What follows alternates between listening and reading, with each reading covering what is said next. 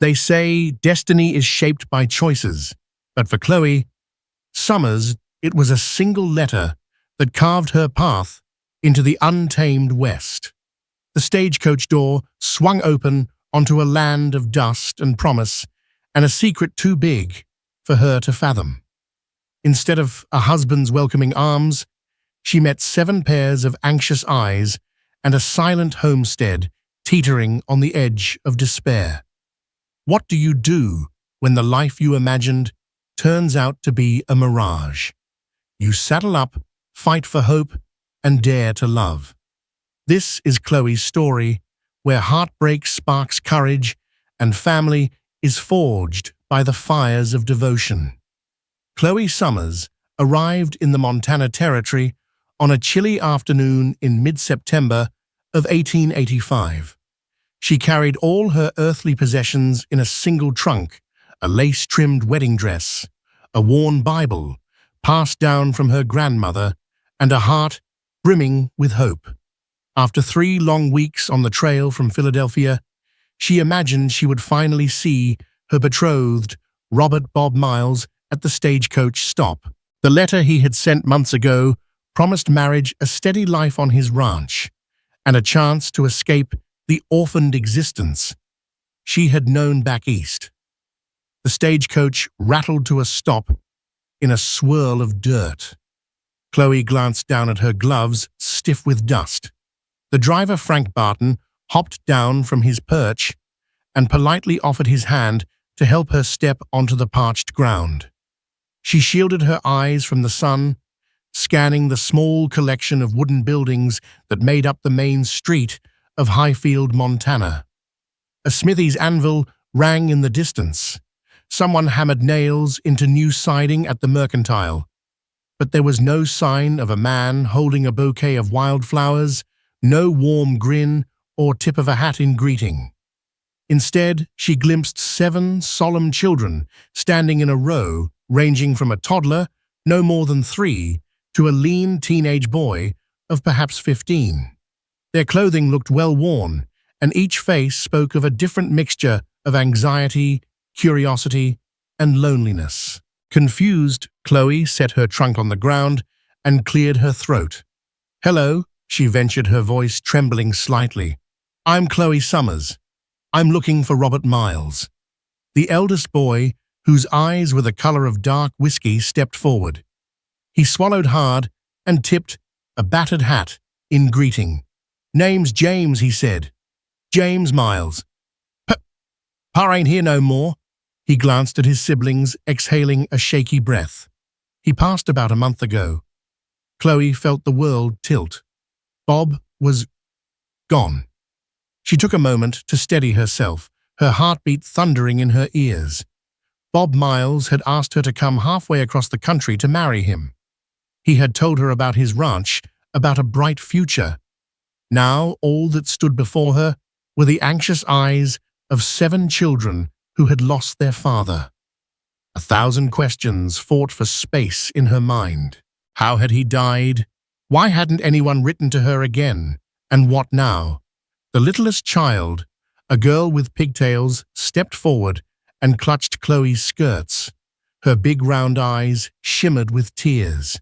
In that moment, Chloe realized that whatever dream she had conjured of an easy start to a new life was gone. Before her loomed a much heavier responsibility, a promise not to a single man, but to a family desperately in need of a mother. 2 months prior, Chloe had responded to an advertisement in a Pennsylvania newspaper seeking a wife for a rancher out west. The piece read, "Rancher in Montana Territory seeks honorable woman unafraid of frontier life. Must have a good heart and willingness to raise a strong family." Chloe, living as a seamstress in a boarding house run by the sharp-tongued Mrs. Ethel Farnsworth, was lonely, yearning for a real home. With her parents long deceased, the notion of forging a new path appealed to her. She wrote a letter detailing her stitching skills, her love of children, and the fact that she had always dreamed of open skies and honest work. In return, she received a warm, descriptive reply from Robert Miles himself. He wrote that he was a widower with 7 children, his dear wife having passed from consumption 2 years earlier. He had been honest about the children, but nowhere in his letters did he hint at any failing health of his own. On the contrary, the letter sang praises of the ranch's growth, the herd of cattle, and the orchard they had planted.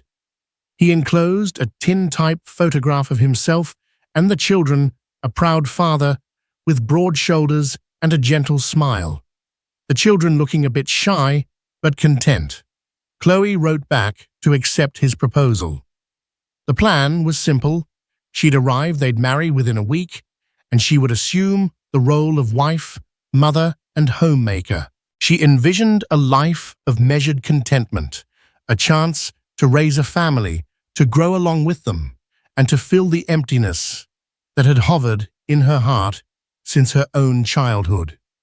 But in that moment, standing outside the stagecoach station, with nothing but her trunk and trembling determination, Chloe realized the magnitude of the changes that had just befallen her. Reverend John Hayes, a towering figure in a threadbare black suit, hurried down the porch steps of the station as soon as he spotted the children and Chloe. The lines on his face deepened with concern. "Miss Summers," he said, gently removing his hat, "I'm Reverend Hayes. I wish you had arrived under better circumstances." Chloe managed to nod, though her lips felt numb. "What happened?" she asked quietly, steeling herself. "The doctor says it was heart failure," the Reverend explained, guiding Chloe and the children to a nearby bench so they could sit. It was sudden. One day, he was up and about, though he did complain of some chest pains, and the next he just didn't wake up. Chloe bit her lip, tears threatening to spill. Could Bob have known something was wrong and hidden it, or had this truly taken everyone by surprise? She studied James, whose gaze remained on the dusty ground. Behind him, 6 more pairs of eyes watched her anxiously. Harriet, the tall and willowy eldest daughter of 13 summers. Andrew, an 11-year-old who fiddled nervously with his suspenders. Twin girls, Mary and Margaret, who clung to each other in mirror-like fashion. Emma, the 8-year-old, with a tangled mop of hair, and Lily, the youngest, who was still clutching Chloe's skirt with surprising ferocity. Reverend Hayes sighed. "I'm truly sorry," he said. "Robert was a good man, and he spoke highly of you in his last days. He mentioned that you might be coming soon. If only we had been able to contact you earlier, but Montana's telegraph lines can be unreliable, and letters sometimes arrive too late." Chloe felt her heart twist in sympathy. She had come expecting a new life, and these children had expected a mother. Now, neither party had the man who was meant to bind them all together. Still there, they were brought together by fate in the dusty street of Highfield. Perhaps that bond was more profound than any vow or letter could ever be. That afternoon, Reverend Hayes and his wife Clara insisted on taking Chloe to the Miles Ranch. The children piled into an old wagon, silent and wide-eyed. Chloe sat up front with the Reverend, clasping her hands tightly. As they traveled along the rutted road, she glimpsed the wide expanse of tall grass, the distant mountains tinged with autumn gold, and the meandering river that glinted in the sunlight. She imagined how different it might have felt if Bob had been seated beside her, proudly pointing out the boundaries of his land. When the wagon finally crested a small rise, Chloe's breath caught. The Miles Ranch stretched out before her, a modest house of weathered wood, flanked by a couple of barns and a paddock. In the distance, she saw an orchard of apple trees and a corral holding a few horses. Despite the hint of neglect, she could sense that the place had once been filled with love and hard work. The children leapt down and stood uncertainly by the porch. As Chloe stepped onto the creaking boards, she felt a shiver run up her spine. Inside this house, she was supposed to start a life as someone's wife. Instead, she was stepping into a memory, a ghost of what might have been. Clara Hayes touched Chloe's arm gently. "We'll help you get settled," she said. "Though I know this can't be easy." Chloe swallowed and nodded, her voice tight in her throat. "Thank you, Mrs. Hayes." She turned to James, who was trying to hide the trembling of his hands. "Would you show me around?" James blinked, clearly taken aback by her direct request. But after a moment, he nodded and pushed open the door. The interior of the house felt heavy with lingering grief. The furniture was sparse: a worn couch, a plain wooden dining table, and a stone hearth. On the mantel above the hearth stood a single-framed photograph of Bob Miles and his late wife Sarah, cradling their newborn, Harriet. The children trailed in each, wearing the haunted look of those who had lost more than they could bear. Chloe's chest tightened, and she clenched her jaw silently, vowing to give them something to hold on to. Over the next week, Chloe learned more about the shape of the children's sorrow. James had tried to keep them all fed by using the last reserves of food.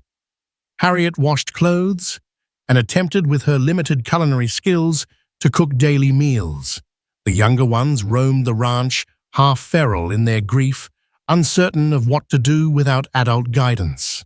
The orchard had begun to wither from neglect, and the livestock, though not numerous, needed tending. Each of them had responded to loss in different ways. James, forced into the role of acting head of the household at 15, wore a permanent scowl of defiance. Harriet, who had lost a mother and then a father, latched onto a stoic sense of duty, rarely displaying any emotion. Andrew tried to stay out of sight, burying himself in chores so nobody could see his tears. The twins, Mary and Margaret, clung to one another constantly, refusing to speak to outsiders. Emma refused to leave the orchard, talking to herself and the trees as if they might bring her parents back. And Lily, the toddler, wandered aimlessly, sometimes calling for her papa, only to dissolve in tears when the house remained silent. Chloe understood that time alone could not heal these wounds. They needed structure, kindness, and reassurance that the world hadn't completely forsaken them. Yet she was torn. What exactly was her place here? Legally, she was not family. She was a stranger who'd arrived in the wake of tragedy. Still, the children clearly needed care. And there was something else. Chloe's heart felt inexplicably tethered to them, as if the letters Bob had written had already forged a connection that no twist of fate could sever. Highfield was not a large settlement, but it had its share of characters and gossip. Within days, word spread that the mail-order bride had arrived to find Bob Miles deceased. Some townspeople pitied her. Others merely gawked at the scandalous rumor that she might try to claim the ranch or head back east. More than one person whispered behind Chloe's back when she ventured into the mercantile to purchase flour and sugar. The worst of the lot was Eliza Whitcomb, the banker's wife, known for her clipped remarks and icy stares. "I do hope you know what you're doing," Eliza said one day, her voice dripping with condescension. "Those children aren't yours after all. And there's the matter of the deed to the ranch. Without Robert, it's unclear who the rightful caretaker will be." Chloe felt her cheeks burn, but forced a polite smile. "I'm simply caring for them in the meantime, Mrs. Whitcomb. It's what Robert would have wanted." Eliza sniffed, adjusting her lace parasol. "Well, best be careful. Children come with responsibilities." Chloe left the mercantile that day with a heavy heart. True, she had no legal claim, but she couldn't simply abandon the children. She prayed for guidance, for a sign that she was doing the right thing. Reverend Hayes kindly offered whatever help the church could muster, but the broader question of guardianship loomed. One morning, after a particularly restless night, Chloe rose before dawn. The stress of not knowing whether she should stay or go ate at her. After dressing and braiding her dark hair, she decided to check on the livestock. The children were still asleep, so she crept outside into the crisp air.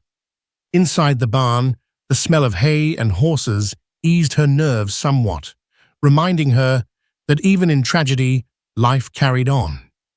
As she inspected the stalls, she spotted an old trunk pushed against a corner under a dusty canvas. Curious, she lifted the canvas and pried open the trunk. Inside were a few ledgers, some letters, and a stack of documents tied with twine. They appeared to be land deeds, receipts for cattle, and other business papers. One folder bore Bob's handwriting, "For my bride-to-be, Miss Chloe Summers." Heart pounding, she opened the folder. Inside was a handwritten will dated just a month before his death. Her eyes scanned the lines, and a tear slipped free when she read Bob's intent. He wished Chloe to inherit half of his estate upon their marriage, and in the event of his untimely death, he wanted her to have full guardianship of his children, trusting she would raise them properly. He even noted that a wedding might take place after her arrival, but if he died before then, Chloe Summers is to be recognized as caretaker and guardian in my stead. The revelation took her breath away. Bob had wanted her to have a legitimate place in the children's lives, even if fate intervened. He had anticipated the possibility that something could go wrong. And now she held proof that could secure the family's future. Clutching the documents to her chest, Chloe silently thanked Bob for his foresight.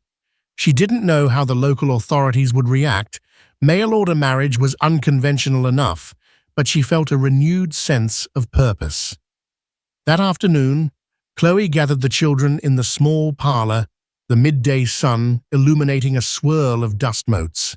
She took a breath, summoning courage. "I found something important that your pa left for us," she began, holding up the folded paper. "He wrote this. Will he wanted me to take care of you if anything happened to him." She paused, watching their faces. James looked suspicious, his jaw clenched. Harriet's eyes flickered with a spark of hope and dread. The younger ones had less comprehension, but they sensed the gravity of her tone. Carefully, Chloe explained that Bob's will named her as their guardian, and that if the court honored it, she had the right to stay and raise them. Silence weighed on the room until James spoke in a tight voice. "So, you're our mother." Now, his question wasn't mocking, just pained and uncertain. The memory of losing his biological mother was likely as fresh as losing his father. Chloe set the document aside and reached for James's hand. He flinched at first, but he didn't pull away.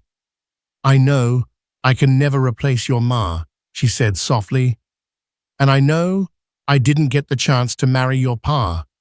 But he wrote that he wanted me here, and I want to be here for all of you if you'll have me." Her voice trembled with emotion. "I can't take away your grief, but I can promise you won't face it alone." Harriet sniffed, tears brimming. The younger children looked back and forth between each other, uncertain but relieved.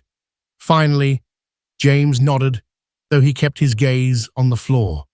"All right," he whispered. For the first time since her arrival, Chloe felt a surge of hope. However, she also understood that winning the children's acceptance was just one step. Highfield was a place of laws and opinions. She would need to secure legal backing for Bob's will if she was to stand between the children and the vultures who might try to claim their home. A few days later, Chloe visited the local attorney Ambrose Fletcher in his cramped office near the edge of town. Fletcher was an older man with a hawk-like nose and spectacles perched precariously on his thin face. He read Bob's will, carefully adjusting his glasses with each turn of the page. He looked up, tapping the parchment with a long finger. "It's unusual but not invalid," he pronounced. Robert Miles was in his right mind and had 2 witnesses sign this. "Legally, you have the right to petition for guardianship and oversight of the estate until the children come of age." Chloe felt relief flood her. "Thank you, Mr. Fletcher." He held up a finger, cautioning her. "Not so fast. The judge who handles estates around these parts is Judge Mortimer Singleton in Helena. You'll have to file with him, and it's possible he might question the validity of a mail order arrangement. Or if there are any other relatives who contest it, you'll have a fight on your hands." That was the question. Did Bob have any surviving relatives? He had never mentioned them in his letters. Chloe said as much to Fletcher. The attorney shrugged. "Even if he had distant kin, you have a strong case with this will. But watch out for opportunists. If anyone thinks they can profit by challenging it, they might." Chloe frowned. A swirl of anxiety rose within her. She remembered Eliza Whitcomb's words. The last thing she needed was a legal battle, but for the children's sake, she would face any fight that came her way. That very night, a stranger rode up to the ranch just after sunset. Chloe had been helping Harriet prepare a simple supper of beans and salt pork. She heard the approaching hooves and rushed outside, heart pounding. A tall, broad-shouldered man dismounted. Even in the dimming light, she could see a cruel twist to his mouth and a confident swagger in his stance. "Evening," he drawled, tipping his hat with mock politeness. "Name's Silas Whitcomb. I believe you've met my dear wife Eliza." Chloe recognized the surname of the town banker. Silas advanced a step, heard the unfortunate news about Bob Miles. "Real shame. I was mighty fond of the man." Chloe forced herself to remain calm. She suspected he had come for more than condolences. "Mr. Whitcomb," she said evenly, "I was just preparing supper for the children. If you'll excuse me." He extended an arm, blocking her path. "Now hold on a minute, ma'am. Rumor has it Bob left you in charge, but I just wanted to drop by and remind you that Bob owed me a debt. Well owed the bank, really. A sum of $500 for improvements on this property. Without him to keep up the payments, that responsibility might fall to you." Chloe felt a jolt of alarm. Bob hadn't mentioned any loan in his letters, though that wasn't surprising. He likely saw it as a manageable sum. Still, $500 was a significant debt, especially for a single woman with 7 children to feed. I'm sure Bob intended to repay you," Chloe managed. "I'll look into the ranch accounts." Silas smiled, though it didn't reach his eyes. "Good, because if you don't pay soon, the bank might have to take measures." He tipped his hat again and turned back to his horse. "Have a nice evening, Miss Summers. Or is it Mrs.? Miles hard to say, ain't it?" With that, he mounted his horse and rode away, leaving Chloe trembling in the moonlight. Shaken, but not defeated, Chloe confided in James about the bank's claim. The teenager had grown quieter since Chloe's arrival, but mention of debt forced a spark of alarm in his eyes. He explained that Bob had indeed borrowed money to buy extra acreage near the orchard. He hoped to expand the orchard and eventually profit from selling apples locally and beyond. But with Bob's passing, the orchard had fallen into disrepair, overgrown weeds, lack of proper irrigation, and no one to manage the harvest. A plan began to form in Chloe's mind. She remembered her own childhood, laboring in her father's small apple orchard in Pennsylvania. Though she was young at the time, the memories of grafting branches, pruning in the spring, and collecting the apples in baskets during harvest came flooding back. If they could revive the orchard and sell the apples, maybe they could gather enough money to make payments on the loan and stave off Silas Whitcomb's threats. Over the following days, she and the children rose before the sun to tend the orchard. Emma, who had taken to talking to the trees, was surprisingly adept at spotting which branches needed pruning. Harriet, though not physically strong, found that she excelled at organizing the younger ones, directing them to weed or gather fallen fruit. Andrew, Mary, and Margaret tackled the heavier tasks, dragging piles of brush away from the orchard floor. James took it upon himself to repair the simple irrigation channels that directed water from a nearby creek. Every evening they returned to the house exhausted, but with a renewed sense of purpose. The orchard wasn't just a potential income source, it was a chance for the children to heal through shared labor and hope. Slowly, the trees began to perk up under their collective efforts, and for the first time since Bob's death, the ranch felt alive again, pulsing with the energy of possibility. Yet sorrow continued to stalk them. Late one night, Chloe heard muffled sobs from upstairs. She climbed the narrow steps and found Harriet in the hallway, tears running down her cheeks. Harriet had a rag doll clutched in her arms, apparently a keepsake from her late mother. Chloe sank to the floor beside her. "Harriet," she whispered gently, "it's all right.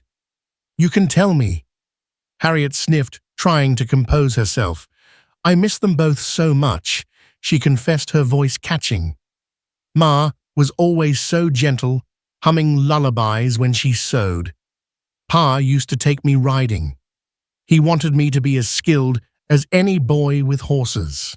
Chloe wrapped an arm around the girl's narrow shoulders. Harriet froze at first, then slowly relaxed into the embrace. "It's okay to miss them. They loved you, and they still do, wherever they are." The girl nodded, tears still glistening. For a moment, Chloe felt unworthy. No matter how hard she tried, she could never fill those exact shoes. But maybe she didn't have to fill them perfectly.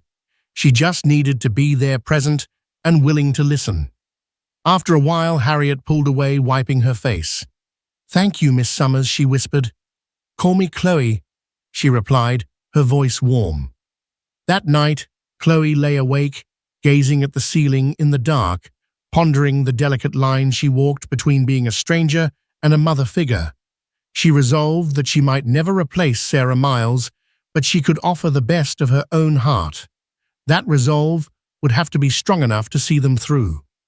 Amid the ranch's hectic routine, Chloe found an unexpected ally in Doc Harrington, the town physician who had attended Bob in his final days.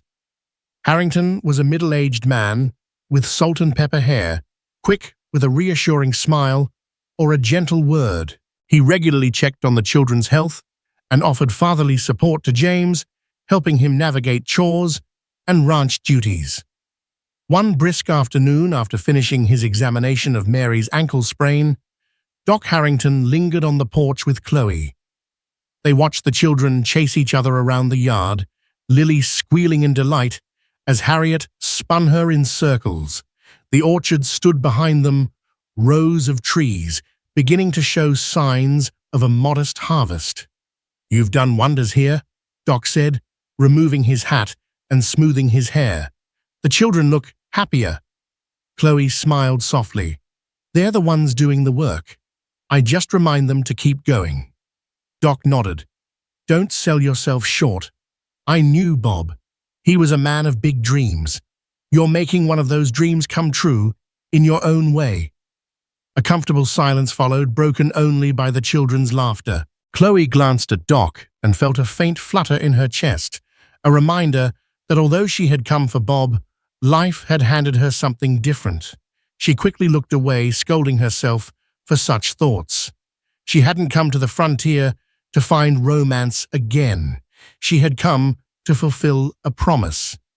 Yet the heart has a mind of its own, and sometimes it glimpses a flicker of possibility even in the darkest times.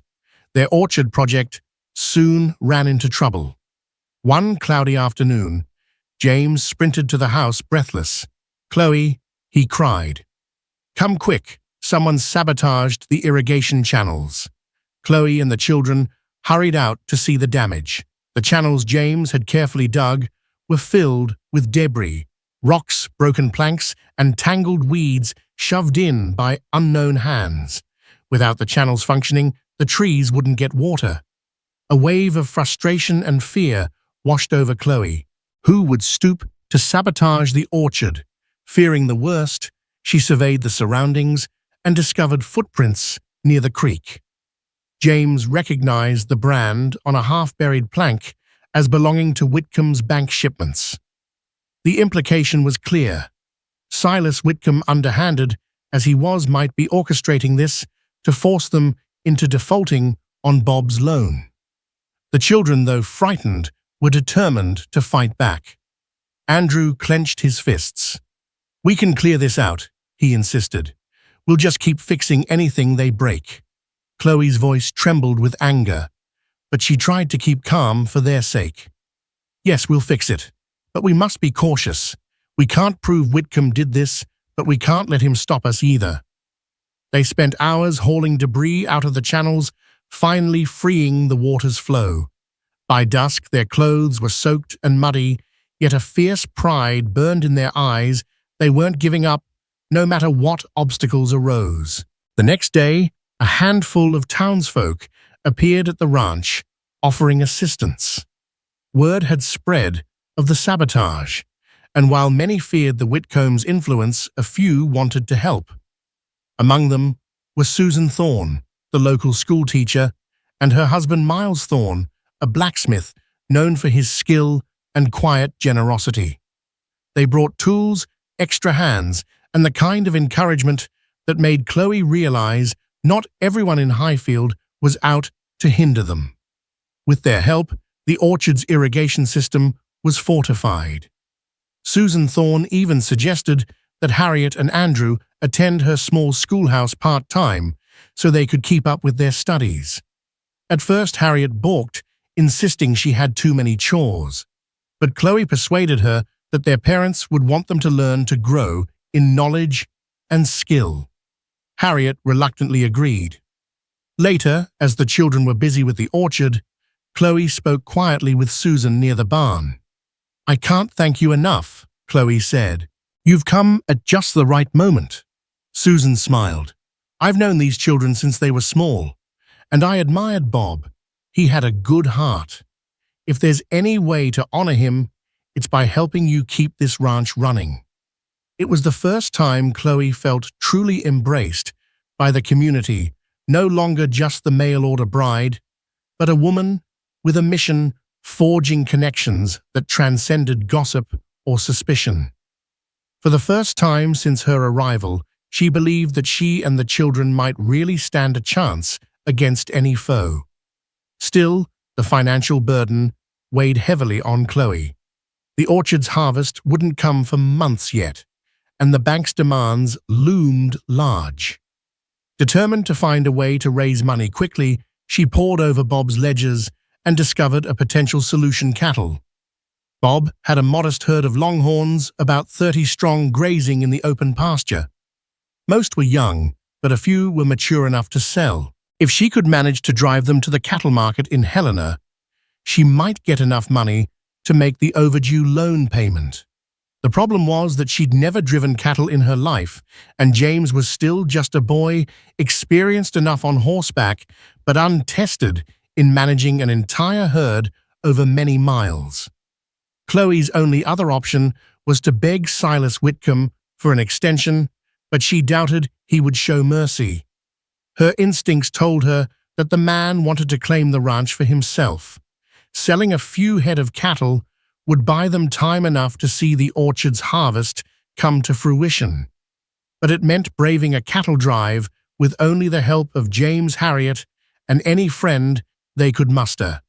It was risky, but the alternative was losing everything. With a resolute nod, Chloe decided that they would attempt it. She spoke to James about it, explaining the plan. Fear warred with excitement in his expression. I've never gone as far as Helena, he stammered. We can do this, James, Chloe said, placing a gentle hand on his shoulder. I believe in you. I believe in all of us. They spent a week getting ready. James and Andrew repaired the wagon that would carry supplies. Susan Thorne's husband Miles offered to join them, citing his experience with horse handling. Harriet helped Chloe gather flour jerky beans and other provisions they'd need on the trail.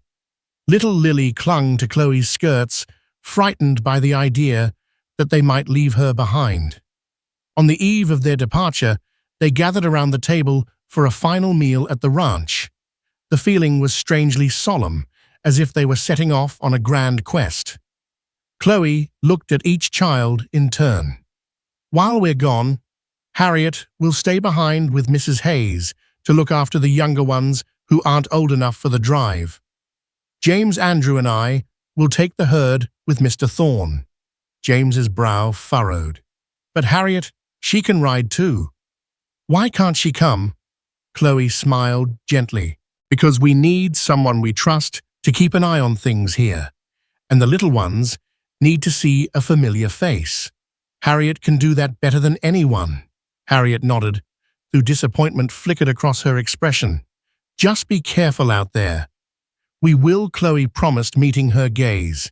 This is for all of us. Once we pay off that debt, we'll be one step closer to keeping our home. The next morning, Chloe, James, Andrew, and Miles Thorne saddled their horses and corralled the cattle. The sun was just peeking over the horizon, casting a golden glow across the fields. Nervous energy crackled among them. This was no small undertaking, especially for a woman who had only traveled west as a mail-order bride and two young boys just learning the ropes of ranch life. Despite her inexperience, Chloe found a surprising steadiness in her soul. As they guided the cattle away from the ranch, she glanced back at the porch, where Harriet stood with the younger children. Harriet raised a hand in farewell, and Chloe swallowed hard, determined to return victorious. The journey wasn't easy. They had to navigate rocky passes, ford shallow streams, and keep the herd from scattering. James rode alongside Chloe, his back straight, doing his best to imitate the confidence of seasoned drovers. Andrew rode at the rear, urging stragglers to keep pace. Miles took the lead, using his booming voice and keen eye to direct them. At night, they camped under the stars, huddled around a small fire. Chloe had rarely felt so exhausted, yet something about the wide-open sky and the responsibility of caring for those cattle made her feel more alive than ever. She recalled her father's orchard in Pennsylvania, how proud he'd been of every apple that reached its peak. She suspected Bob Miles would have been just as proud to see her riding across the plains, defending the legacy he'd left behind. On the third night, trouble struck. A distant rumble of thunder had the herd skittish. Miles woke everyone, fearing a storm might spook the cattle. Sure enough, lightning flashed across the sky, and a sudden downpour drenched them. The cattle started to bellow and shift in panic. Scrambling to keep them together, Chloe and James circled the edges of the herd, shouting above the wind. In the chaos, a sudden flash of lightning spooked a horse, sending Andrew tumbling to the muddy ground. Chloe galloped over, her heart pounding. She found Andrew gasping for air, clutching his arm. "It's broken," he whimpered, tears mixing with rain on his face. Chloe's stomach twisted, but she knew she had to stay calm. With Miles's help, they moved Andrew away from the stomping hooves. Miles quickly splintered the arm, though Andrew cried out in pain. Meanwhile, James struggled to keep the herd from scattering entirely. Lightning continued to streak the sky, thunder booming overhead. By the time the storm passed, they had lost 3 of the cattle to a stampede. The rest huddled together, panting and shivering. Andrew lay under a makeshift shelter, white-faced with agony. Chloe held his good hand, murmuring words of comfort, though she doubted they helped much. Dawn broke on a weary, disheartened group. Miles checked Andrew's arm again. "We need to get him to a proper doctor," he said. "But Helena is still 2 days' ride from here." Chloe's shoulders sagged. Could Andrew handle 2 more days on the trail with a broken arm? They could try to return to Highfield, but then they'd lose precious time for the cattle sale and risk losing the ranch. Andrew surprised her by rallying his spirit. "I can keep going," he insisted through clenched teeth. "We can't give up now." Chloe rested a hand on his forehead, worried about the pain that etched his features. Still, she recognized the same steely resolve that had kept her going all these weeks. They pressed onward, more cautious now, and the weather mercifully cooperated. On the final day, they spotted the outskirts of Helena, bustling with wagons, tents, and the smell of opportunity. Chloe felt a surge of relief. If they could sell the cattle quickly, they could get Andrew to a doctor and secure the money for the ranch debt. The Helena stockyards were a cacophony of bawling cattle, shouting drovers, and the clank of iron gates. Chloe's heart pounded as they herded Bob's prized longhorns into the pens. Buyers roamed the rows, inspecting livestock and haggling over prices. She could sense James's nerves as he watched men poke and prod the animals. Miles introduced her to a reputable buyer named Hank Rafferty, a weather-beaten rancher with a thick mustache. Rafferty sized up the longhorns, muttering to himself before offering a price. Chloe's stomach lurched. It was lower than she had hoped, but it might still be enough to cover the debt if she bargained well. With a trembling but determined voice, Chloe negotiated with Rafferty, leveraging the cattle's good health, their prime breeding potential, and the cost of driving them all this way. After half an hour of back and forth, she shook hands on a figure that was modest yet sufficient.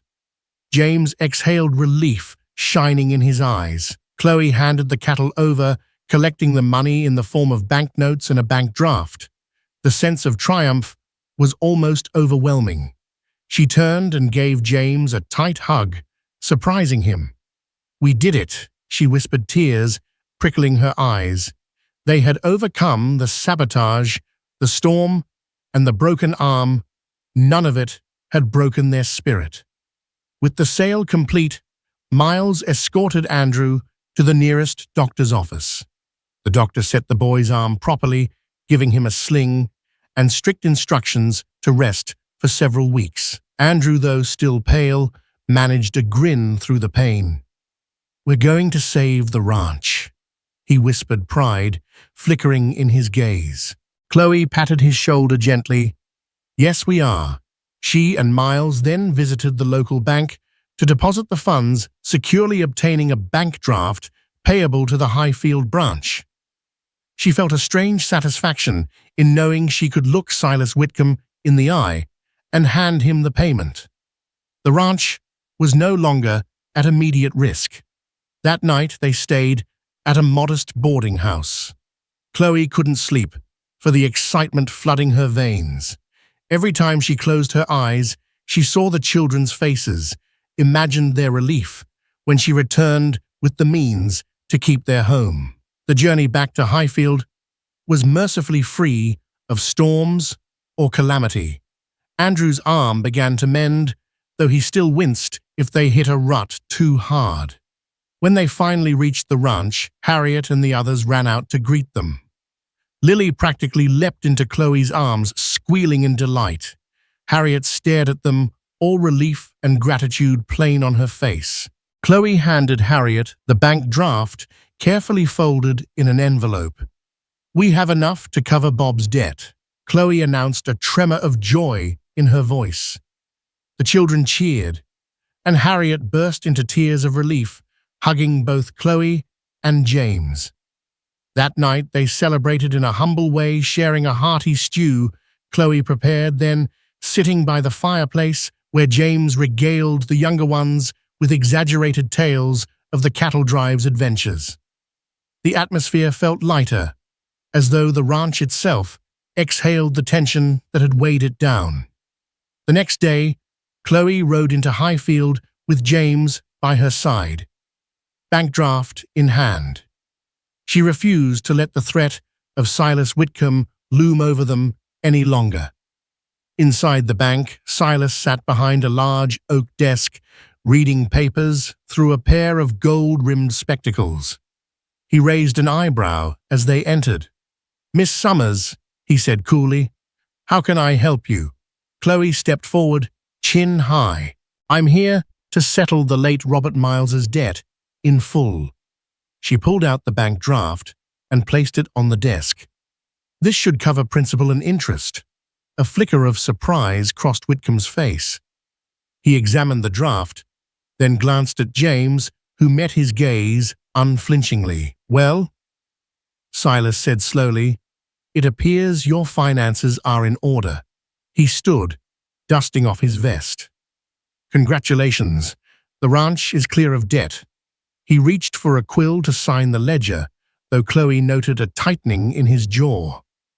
With a flourish, he marked the account as paid, then offered a cold smile. "You certainly are a determined woman, Miss Summers. I do hope you'll find that guardianship as rewarding as you expect." The thinly veiled threat in his tone wasn't lost on her. Still, Chloe refused to be intimidated. She and James strode out of the bank, victorious the warm sunlight of the street, feeling like a benediction. The ranch was safe for now. But Silas Whitcomb's defeat was not the end of their troubles. Late that evening, after the children had all gone to bed, Chloe was reading by the dim light of a lantern when she heard a whoosh outside, followed by screams and the smell of smoke. She dashed out of the house to see flames dancing along the edge of the barn. Harriet and James rushed out behind her, eyes wide with horror. "Fetch water," Chloe yelled, her voice cracking with panic. The older children raced to the well, filling buckets and forming a desperate chain. The flames licked upward, threatening to consume the barn that housed their livestock and precious supplies. Heart-hammering, Chloe grabbed a wet blanket and beat at the growing fire. Sparks flew, searing her arms. Harriet and Andrew joined her, coughing in the thick smoke. Just when it seemed the flames might engulf everything, Miles Thorne and a few neighbors arrived. Together, they managed to douse the inferno, leaving the barn walls charred but still standing. The children huddled together, faces smeared with soot, coughing, but alive. Once the embers died, Chloe scanned the scene, trembling with fury. Was this another act of sabotage? She recalled that the orchard sabotage had suspicious footprints. Now an arson attempt, but she had no proof, only the lingering suspicion that someone wanted to drive them away. Standing among the scorched timbers, she vowed that she would not flee, no matter how dangerous it became. Determined to find answers, Chloe consulted with Doc Harrington and Miles Thorne. Both men suspected Silas Whitcomb might be behind it, given his history of intimidation. But he had an alibi. He was seen at the local saloon that evening, entertaining out-of-town clients. That didn't mean he couldn't have hired someone else, though. James found strange footprints again near the barn, similar in size and shape to those found in the orchard. Frustrated, Chloe presented her findings to Sheriff James Dalton, a laid-back lawman more interested in collecting taxes than pursuing criminals. He shrugged. "Can't arrest a man on footprints alone," he said. "You got a witness, a confession. Without that, I got nothing."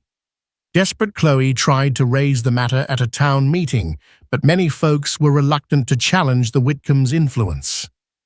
Highfield relied on the bank for loans and financial stability, so crossing Silas publicly was risky.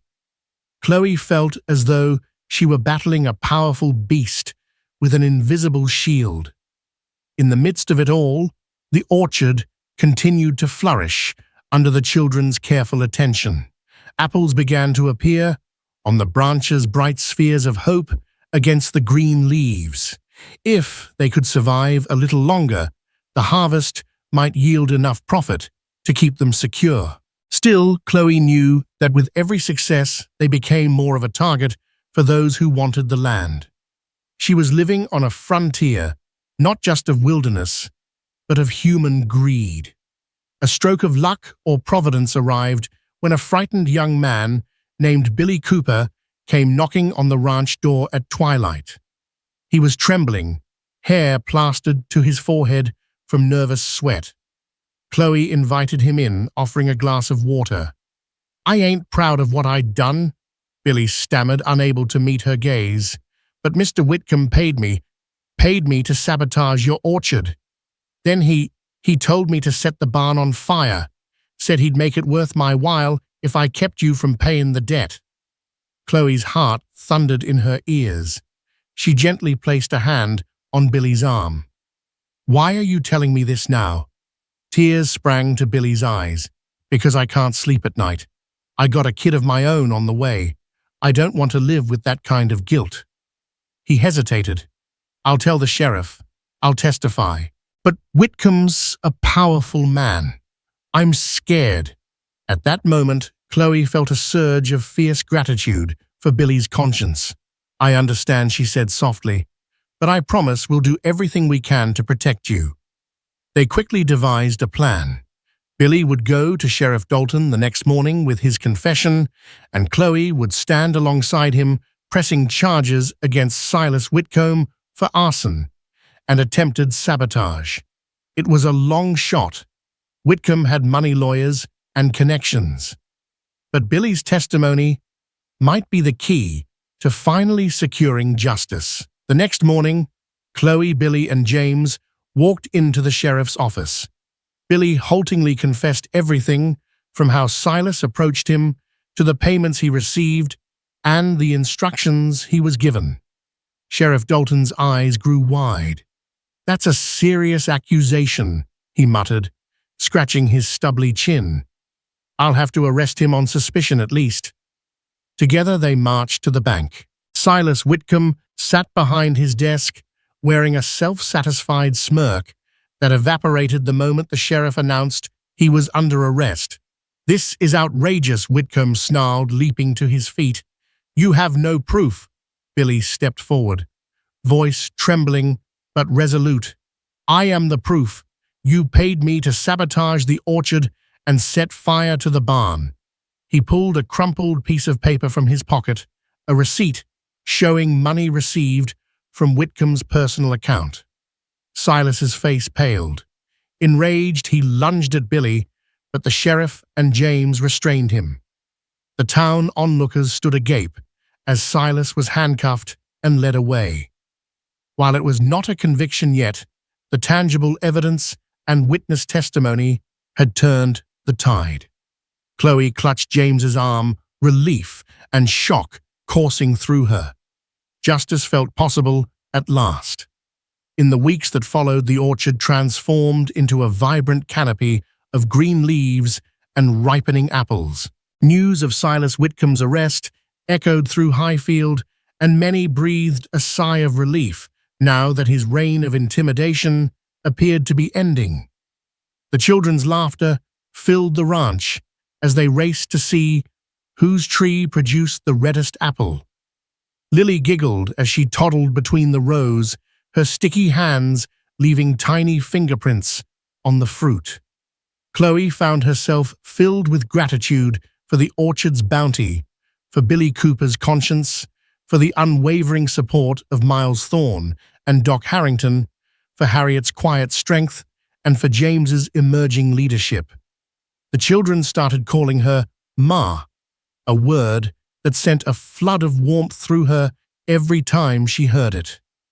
One afternoon, James and Harriet gently guided Chloe to a patch of grass near the orchard where the whole family had gathered. Andrew was there with his arm nearly healed, Mary and Margaret giggling at some private joke, Emma holding a bouquet of wildflowers she had picked, and Lily clinging to Harriet's skirts. The older children sat Chloe down and presented her with a small wooden carving an apple tree etched with each child's name. James cleared his throat. "We just wanted to say thank you, Ma, for staying." Tears welled in Chloe's eyes. "I should be the one thanking you," she whispered. "You've given me a family, a purpose, and I promise I'll never leave you." Through perseverance, honesty, and a fierce devotion to each other, the Miles family had thwarted sabotage, survived heartbreak, and reclaimed hope for their future. By the time Judge Singleton arrived to review Bob Miles's will and legal guardianship, Chloe stood ready with proof of her unwavering commitment. Surrounded by the children, with the orchard's sweet fragrance in the air, the judge recognized Chloe Summers as their rightful guardian. The ranch, the orchard, and the promise of a bright future were securely theirs. On a radiant autumn morning, Chloe rose before sunrise to begin her daily chores. As she watched the sun's rays dance through the orchard, she felt the warm glow of possibility fill her soul. She was no longer a mail-order bride, arriving in a swirl of dust and uncertainty. She was a mother, one who loved and was loved in return. Together with her children, she would embrace every challenge, every heartbreak, every victory. Life was never neat or simple, especially not in the Wild West. But maybe that was part of the beauty, finding family and purpose in the most unexpected places, daring to let hope flourish in even the hardest of soils. Their future stretched before them, like the open plains, a testament that love can be born from loss, and families are forged not just by blood, but by the unbreakable bonds of devotion. In the windswept fields of Montana's frontier, Chloe Summers discovered more than a homestead. She found a family bound by heartbreak, yet brimming with hope.